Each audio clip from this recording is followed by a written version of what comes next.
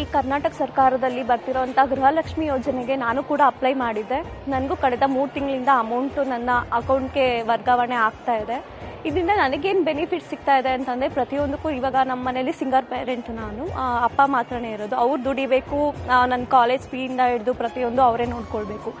But ಏನಾದರೂ ಪ್ರತಿಯೊಂದು ಟೈಮಲ್ಲೂ ನಾನು ಅವ್ರ ಮೇಲೆ ಡಿಪೆಂಡ್ ಆಗೋದು ನನಗೆ ತುಂಬ ಕಷ್ಟ ಆಗುತ್ತೆ. ಎಲ್ಲದಕ್ಕೂ ಅವ್ರ ಹತ್ರನೇ ದುಡ್ಡು ಕೇಳಬೇಕು, ಅಪ್ಪ ಅದಿಲ್ಲ ಇದಿಲ್ಲ ಅಂತ ಹೇಳೋದಕ್ಕೆ ಕಷ್ಟ ಆಗುತ್ತೆ.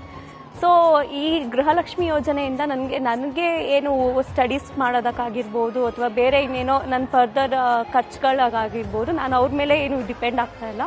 ಸೊ ಸರ್ಕಾರದಿಂದ ನನಗೆ ಕೊಡ್ತಿರೋವಂಥ ಸವಲತ್ತನ್ನ ನಾನು ಬಳಸ್ಕೊತಾ ಇದ್ದೀನಿ. ನನ್ನ ಓದೋದಕ್ಕಾಗಿರ್ಬೋದು ಅಥವಾ ನನ್ನ ಬೇರೆ ಖರ್ಚುಗಳಿಗಾಗಿರ್ಬೋದು, ಒಬ್ಬರ ಮೇಲೆ ಡಿಪೆಂಡ್ ಆಗಿಲ್ದಿರಾ ನಾನು ಇಂಡಿಪೆಂಡೆಂಟ್ ಆಗಿ ಮಾಡ್ಕೊತಾ ಇದ್ದೀನಿ. Gruha Jyothi, which is providing 200 units free for each and every citizen for their residential area.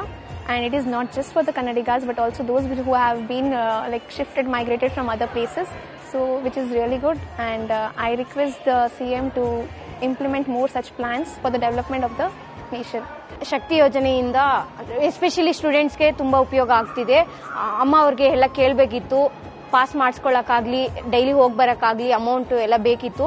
ಈಗ ಫ್ರೀ ಯೋಜನೆ ಮಾಡಿದ್ರಿಂದ ಎಲ್ಲರಿಗೂ ತುಂಬ ಉಪಯೋಗ ಆಗ್ತಿದೆ. ಕೃಷ್ಣನ ಕರ್ಣನ